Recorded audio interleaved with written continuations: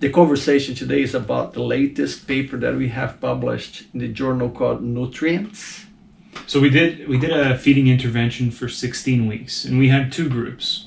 We had a group that consumed a high-fat, high-sugar diet, or the typical obesogenic diet, and we had a group that consumed a diet that was even higher in fat, so 80% fat. It had the same amount of protein, and it was actually virtually devoid of carbohydrate. It had very small amounts of carbohydrate in it. So the protein content was equal in all these two diets. Yeah. What differed was that both of them had high fat, but one had no sugar and the other one had the typical combination of sugar and fat. It's important to point out that when we look at ketogenic diet and we compare it to a group that doesn't have the same protein content, that could have an effect on muscle metabolism and the way that the muscle works. So it was important for us to equalize the protein so that we only differed really in the sucrose or the sugar content of the diet and marginally in amount of fat that was present there. It's been argued that in order for the organism to really adapt well to a ketogenic diet, you need time. It cannot be a short period of time. You have to give the time for the muscle, for the organism to adapt. So 16 weeks, 4 months, we chose because of that, to give that technically, or in theory, enough time for the organism to adapt. We have muscles that are known for being highly oxidative. They have lots of mitochondria. They have high capacity to take in fat, process, and produce energy. But we also have muscles that are highly glycolytic, that they rely essentially on glucose as a source of energy, because these are usually muscles that are fast twitch, they fatigue quickly, and they have low content of mitochondria.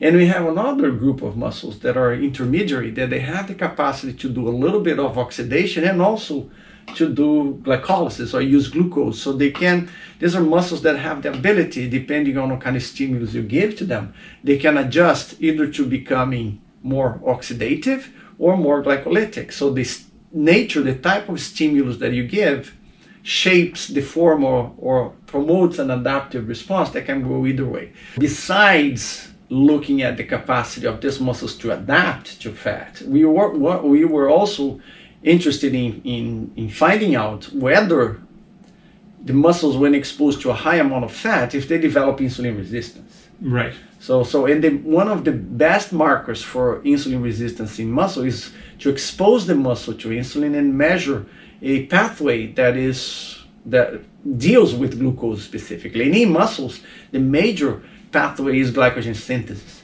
And actually, the hallmark of insulin resistance in humans and also in animals, especially in skeletal muscle, is an impairment, is characterized by an impairment in the ability of the muscles to synthesize glycogen or to store glycogen when exposed to insulin.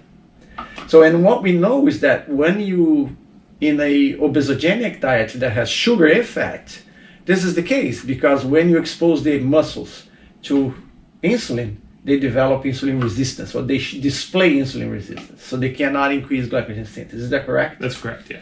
Okay, so that was typical what happened in one of the groups of animals. It was typical in the obesogenic diet fed group. We showed in this paper, and it's been shown a number of times before. Yeah, and this is in all three muscles, regardless of... three muscles, okay, regardless of fiber type composition. On the other hand, you have the ketogenic diet, and in all three muscles, whether they're oxidative or glycolytic or mixed, they showed a preserved ability to enhance, or a preserved ability to respond to insulin and store glycogen. And it was equally the same as if it was a diet that was not obesogenic. It was the typical response to insulin for glycogen synthesis. Okay, so we can safely say that the ketogenic diet allowed the muscles, or stimulated the muscles, to use an alternative source of energy, which was fat. But at the same time, if you bring in insulin, or in the presence of insulin, it would fully respond to insulin and preserve the ability to store glycogen and maintain inside the muscle. That's important because you have a diet that is devoid of carbohydrate, yet if you provided the stimulus for glucose metabolism, that muscle does respond. So you do still have that pathway preserved.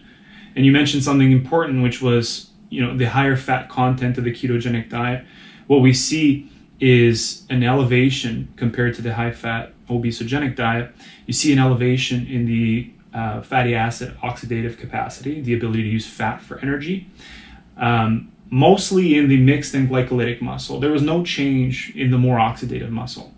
Maybe it already has a very high capacity for fatty acid oxidation, didn't elevate it much. But in the soleus, which is a more oxidative muscle, what we saw was an elevation in the capacity to use ketones as an alternative energy source. Okay. Whereas in the mixed and glycolytic muscle, we didn't have much of a response or an alteration in terms of the capacity to use ketones for energy. One thing that is important, it looks like we already understood that they don't develop insulin resistance, which is good because it preserves the ability of the muscle to utilize glucose. And this is important for glycemic control, as you said, for whole body glycemic control. Mm-hmm.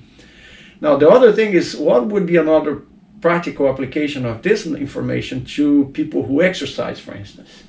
So this aspect of the ketogenic diet and a term known as keto adaptation, or the adaptation to be able to use ketones and also fat adaptation, use fat as a source of energy, has been gaining a lot of popularity in the context of endurance exercise performance.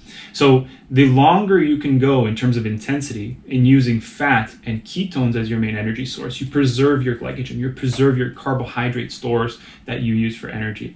And so you can go to higher intensities using fat and ketones and only access the carbohydrate or the glycogen stores a lot later. And in theory, it should improve endurance performance. Mm-hmm. So it could be a potential benefit for someone who is trying to shift metabolism more towards fat and preserve some of the glycogen. And this could, in theory, as I said, because we don't know until we actually go there and test fully this possibility, but based on the data that we have, when we isolated the muscles and we measured all these pathways, it looks like they can very well utilize fat and ketones for fuel and preserve or spare some of the glycogen that is stored in it. Okay, so if you want to check out, the paper has been just came out, and it's an open access in the journal is called Nutrients. It was published this month, January 2024. So if you want to know more, know the details, and check all the experiments that we did, you can access on PubMed, and again, it's free, open access. Thank you, and we will see you in the next.